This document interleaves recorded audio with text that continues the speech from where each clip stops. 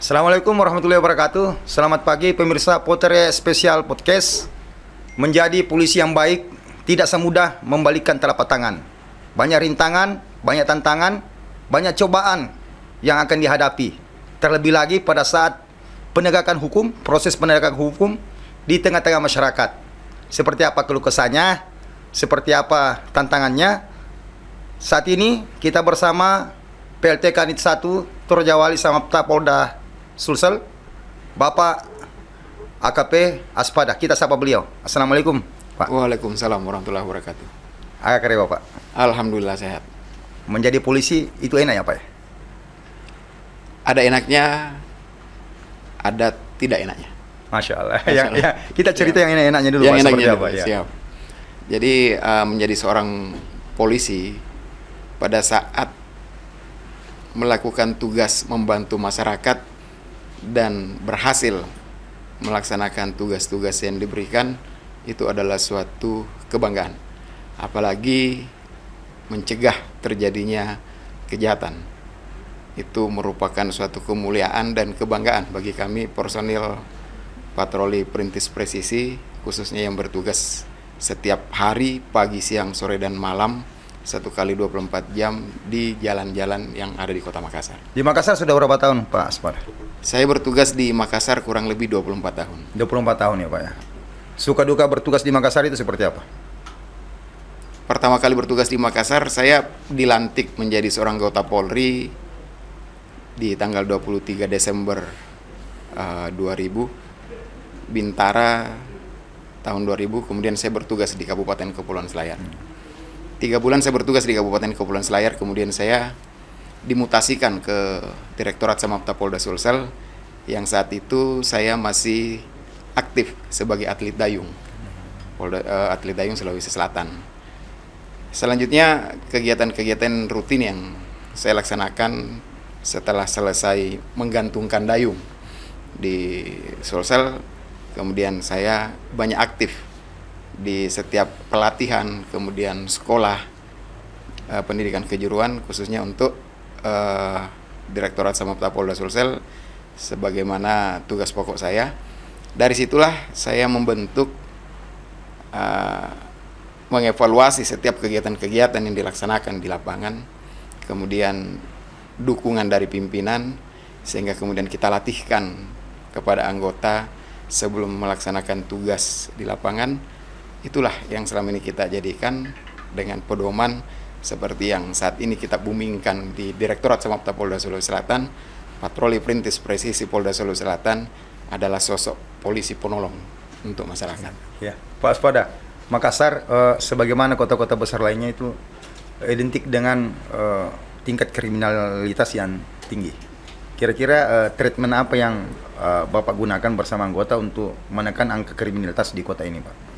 Kegiatan yang kami lakukan saat ini, sebagaimana yang dibumingkan oleh Bapak Kabahar Kampolri, menangkap pelaku adalah suatu kebanggaan, namun mencegah suatu kejahatan atau orang berbuat jahat itu adalah suatu kemuliaan. Apa yang kami lakukan?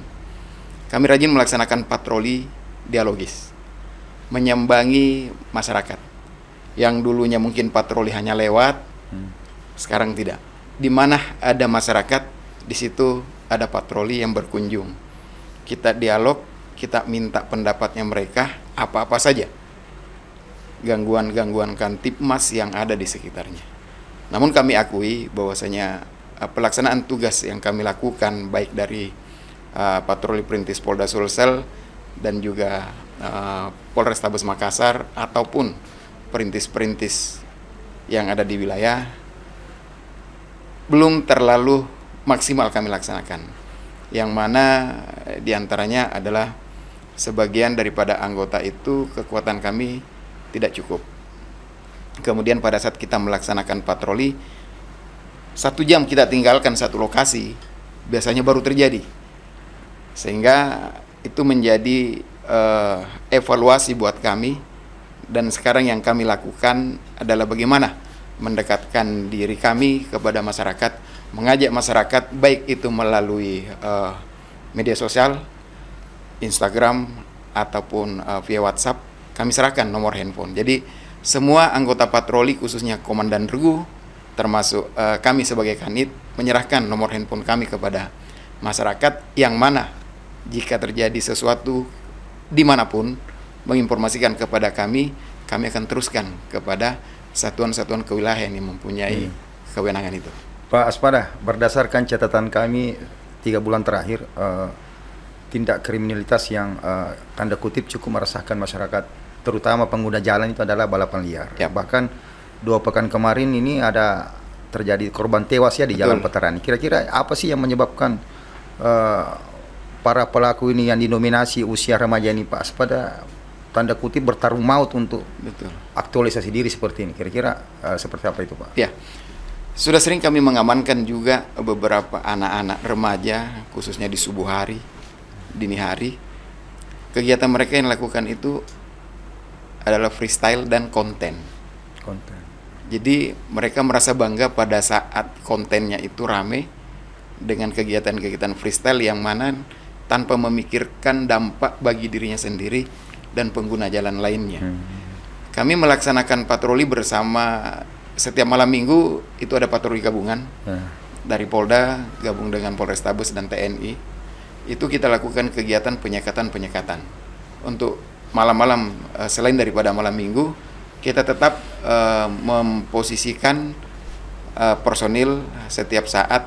Jadi kegiatan khususnya untuk patroli perintis presisi itu sendiri, mereka mulai bergerak di pukul 22.00 jam 10 malam sampai jam 5 subuh. Sampai jam 5 subuh. Namun kegiatan-kegiatan patroli hunting, kemudian kita berhenti sejenak, kemudian kita melakukan dialog. Apabila kita temukan masyarakat ataupun remaja yang motornya sudah tidak dilengkapi dengan spesifikasi yang ada, maka kita akan amankan, kemudian kita panggil orang tuanya ke posko. Kita berikan pemahaman bahwasanya apa yang Anda lakukan itu akan berdampak kepada pengguna jalan lainnya. Ini mampu memberi efek jera atau bagaimana, Pak? Ada beberapa yang kami amankan, seperti kendaraan yang kami kami amankan, dan setiap saat mereka kami kontak.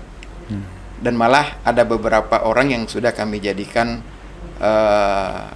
bantuan informasi apabila akan ada kegiatan balap liar ataupun kegiatan freestyle dimanapun dia temukan. Sudah ada yang beberapa orang yang membantu kami bahwasanya kegiatan ini ada di sini. Ya, Pak Aspada, selain balapan liar, keberadaan miras di Kota Makassar ini sudah saya sendiri yakin beranggapan bahwa ini menjadi sumber pemicu dari segala tindak kriminalitas yang ada di Kota Makassar. Kita tahan dulu, Pak. Kita akan bahas setelah pariwara berikut ini.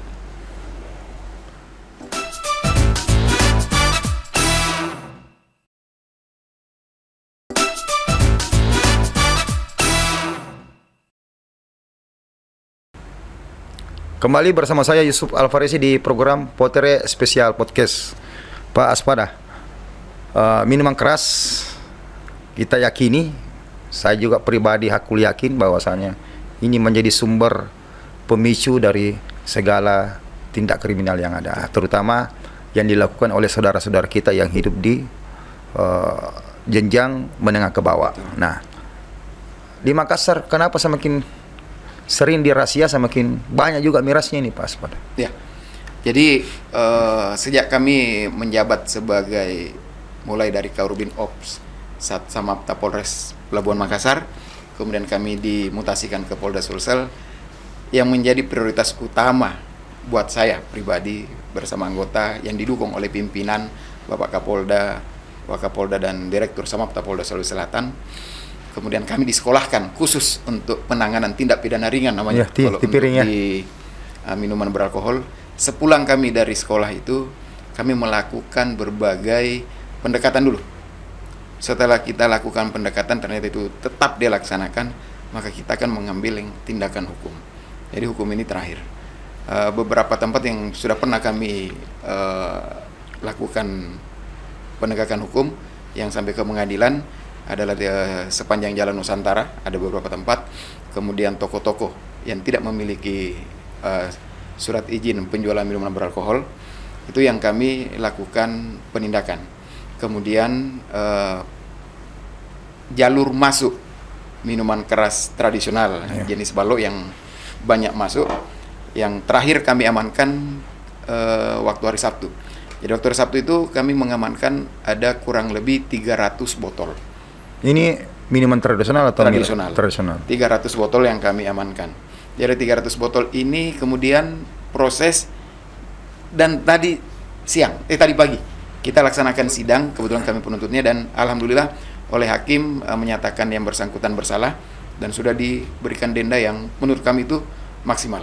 Maksimal ya. Iya, jadi ada 2 pelaku. Itu khusus untuk minuman tradisional ya Pak ya. Nah, yang saya fokuskan di sini adalah minuman bermerek. Oke. Ya, dulu di zaman saya kita berbicara masalah minuman impor itu kan sesuatu yang langka. Betul. Hanya tempat-tempat tertentu di kota ini. Bahkan mungkin hotel bintang 5 yang bisa menyediakan itu. Nah, Betul.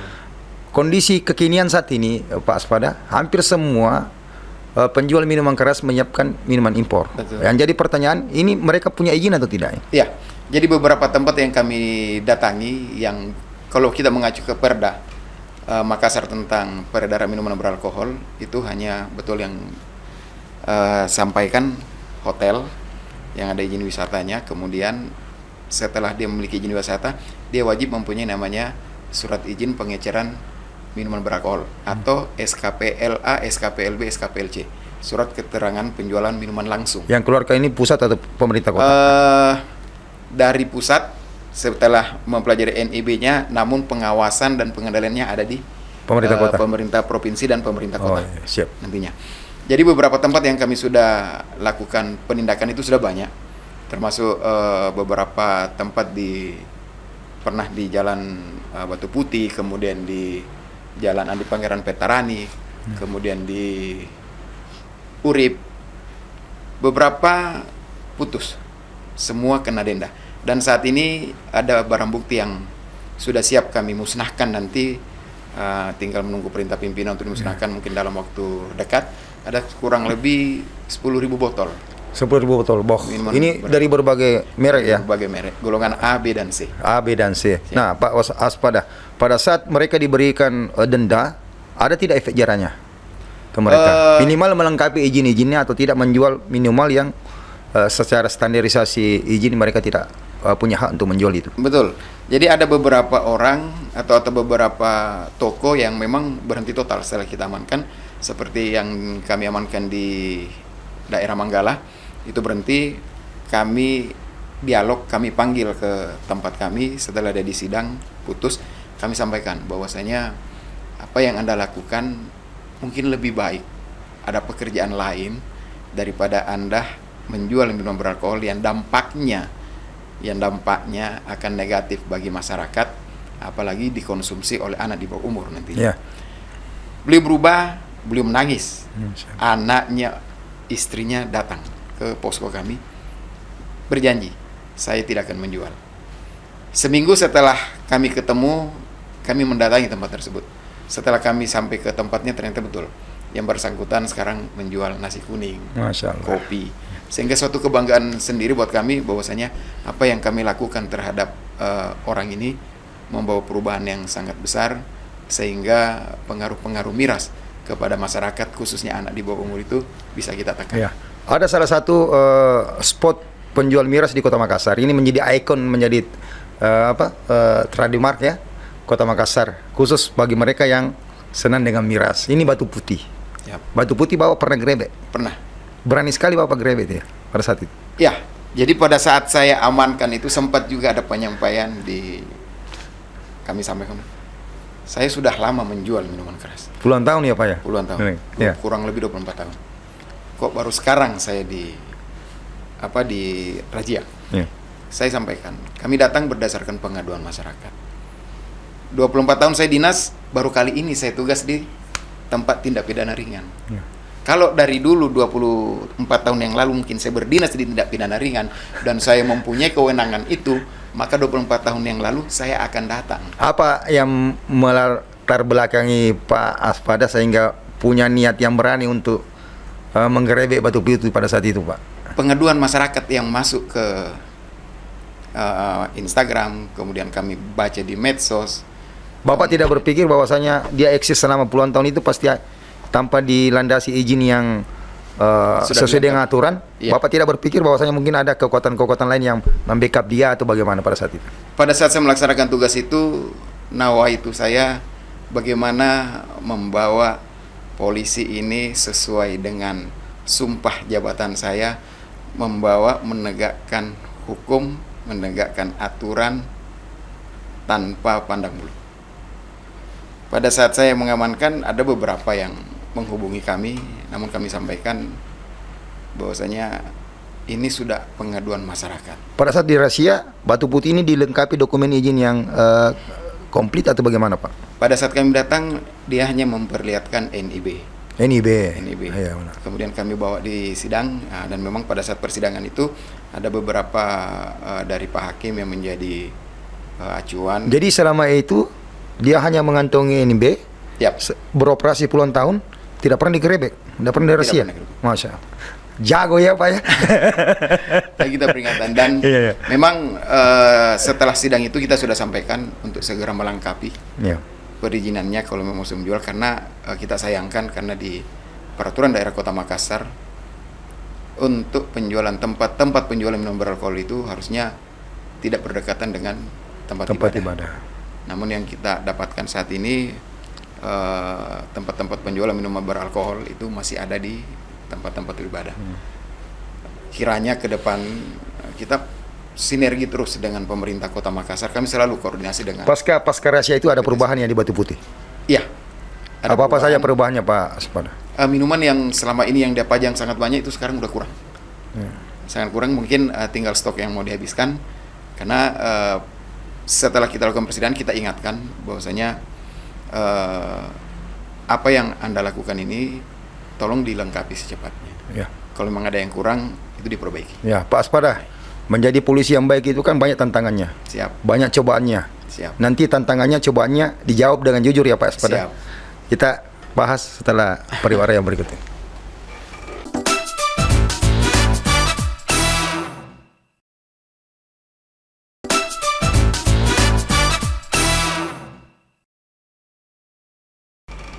Kembali bersama saya di program Potere Spesial Podcast. Pak Aspada, dijawab dengan jujur.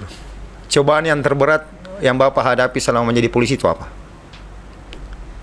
Masyarakat, Masyarakat ya, Pak? perbedaan karakter. Dalam bentuk apanya, Pak? Pada saat saya tugas di Polres Pelabuhan Makassar, Iya, saya berada di tengah-tengah masyarakat, dua kelompok yang bertikai. iya. Anggota saya sudah terkena busur. Insya Allah. Kemudian kami melakukan beberapa tindakan tegas kepolisian. Kami mau mengamankan, tapi dihalangi oleh ibu-ibu. Iya. Dan kita harus betul-betul beradu argumen sehingga bisa keluar dari tempat tersebut.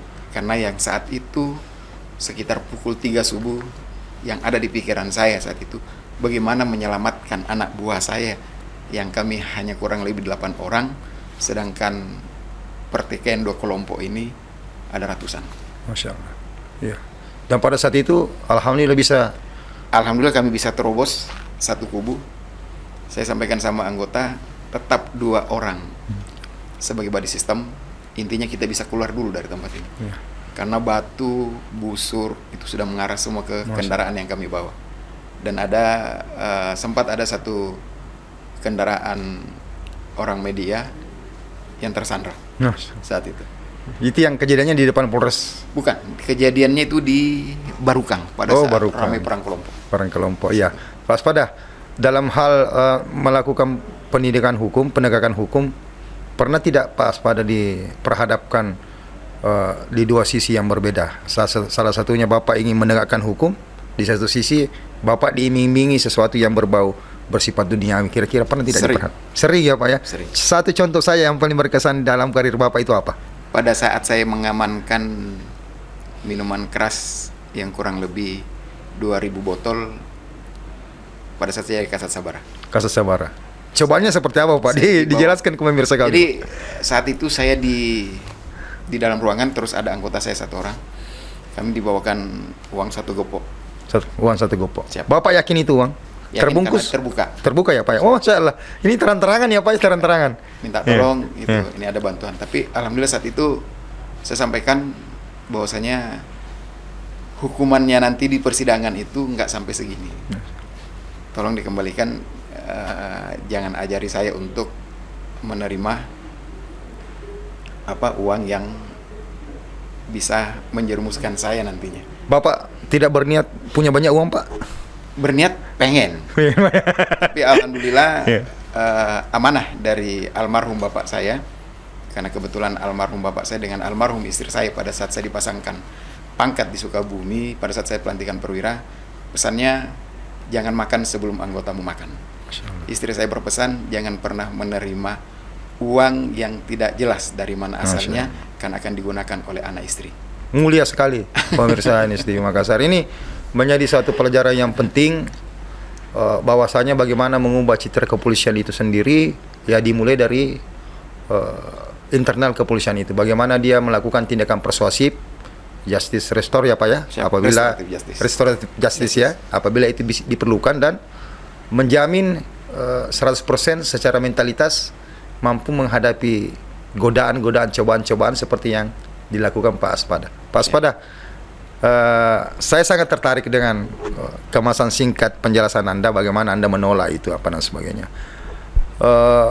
Saat ini masih sering ditawari hal-hal seperti itu Pak? Masih ya Pak ya? Siap. Dalam hal tindakan penegakan hukum juga? Siap.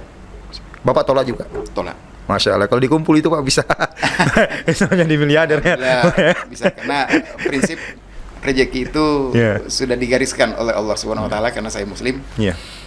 Tidak akan berpindah itu rezeki kalau memang rezeki itu buat saya. Ya, singkat saja Pak Aspada. Ini Bapak bercita-cita dari polisi ini atas desakan orang tua atau memang inisiatif dari diri sendiri, Pak? Saya bercita-cita pengen jadi polisi sejak kelas 2 SD. Jadi saya sekolah di Kabupaten Kepulauan Selayar. Kelas 2 SD itu saya sudah pengen jadi polisi karena termotivasi dengan Bapak. Kebetulan almarhum Bapak adalah seorang polisi yang dari pangkat tamtama sampai menjadi perwira. Saya termotivasi pada saat menggunakan pakaian dinas, kemudian bagaimana dia berbicara, bertutur kata dengan masyarakat yang tidak pernah melakukan tindakan-tindakan yang di luar daripada aturan. Kemudian, namun saya pengen jadi polisi setelah kelas 3 SMA itu dilarang sama bapak saya. Akhirnya saya kabur dari rumah. Kemudian saya mendaftar polisi karena butuh tanda tangan orang tua saat itu. Saya harus kembali ke Selayar. Setelah saya kembali ke Selayar, bapak saya dalam tempat tidur, ibu saya ngomong minta maaf dulu. Setelah saya minta maaf, alhamdulillah diberikan restu, dan saya sampaikan sama orang tua saya mohon maaf, tanpa restu kedua orang tua saya tidak akan bisa jadi polisi. Tanpa doa restu kedua orang tua saya dan istri setelah saya menikah, saya tidak akan bisa seperti ini. Jadi memang doa yang paling utama itu adalah doa keluarga. Doa keluarga, amin, amin, amin. Pak Aspada, Siap. Dalam melaksanakan tugas sehari-hari kan kita perlu doa dari keluarga, Siap. khususnya support dari pimpinan. Betul. Nah, sejauh ini support dari pimpinan itu kita bisa peroleh atau seperti apa Pak? Sangat baik. Direktur Samapta Polda Sulawesi Selatan, kemudian Bapak Wakapolda dan Pak Kapolda sangat mensupport kegiatan-kegiatan kami, khususnya dalam pencegahan kejahatan jalanan dan aksi premanisme. Penindakan terhadap penjual minuman beralkohol yang tidak berizin, sangat support mereka. Malah kami dorong terus untuk melakukan kegiatan itu. Sampai kami Bapak Dirsamapta Polda Sulawesi itu di setiap arahan kepada kami, jadilah seorang polisi sebagai polisi yang hadir di tengah masyarakat sebagai sosok polisi penolong. Polisi penolong Pak ya? Siap. Ya. Dua kata yang maknanya sangat luas Pak. Siap. Polisi penolong berarti polisi yang mengedepankan karakteristik polisi sebagai pelindung dan pengayom masyarakat. Siap. Jadi jika kita berbicara masalah pelindung dan pengayom masyarakat, itu hal-hal yang tidak terkait dengannya pasti kita jauhi. Nah, Pak. Betul.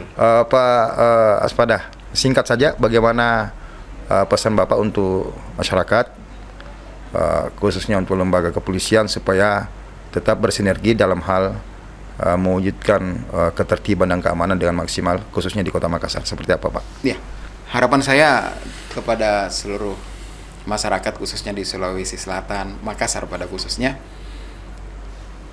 ayo kita sama-sama dekat dengan polisi, jangan pernah takut dengan polisi, bantu kami, jadilah polisi sendiri di tengah keluarga dan di tengah masyarakat. Kami selalu hadir dan selalu memberikan pelayanan maksimal kepada masyarakat kapanpun dan dimanapun kami laksanakan. Tugas kami sebagai garda terdepan pencegah kejahatan jalanan dan aksi premanisme khususnya di Kota Makassar. Terima kasih banyak Pak Aspada. Tidak terasa 30 menit diskusi kita, tidak terasa 30 menit perbincangan kita. Banyak hal positif yang kita bisa dapat dari perbincangan singkat ini, khususnya seperti apakah gambaran singkat polisi baik itu, seperti apakah polisi dalam melaksanakan tugas dan tanggung jawabnya betul-betul aku yakin menjalankan amanah, tidak terpengaruh dengan hal-hal yang bisa saja mencoreng marwah kepolisian itu sendiri. Pemirsa NIS TV Makassar, menjadi polisi yang baik itu seperti di opening tadi saya itu sangat sulit. Banyak hal yang kita bisa peroleh dari perbincangan singkat dengan Pak Aspada. Bahwasanya dalam hal menjalankan tugas seberat apapun, aku yakin niatnya untuk mewujudkan ketertiban dan keamanan, khususnya di Kota Makassar. Ya, saya tidak terlalu bermuluk-muluk, tapi kalau ada 10 polisi seperti Pak Aspada di Makassar, insya Allah yang namanya polisi sebagai pengayom dan pelindung masyarakat itu bisa terwujud. Kita butuh polisi, sosok polisi seperti beliau. Terima kasih. Assalamualaikum warahmatullahi wabarakatuh. Waalaikumsalam. Look at how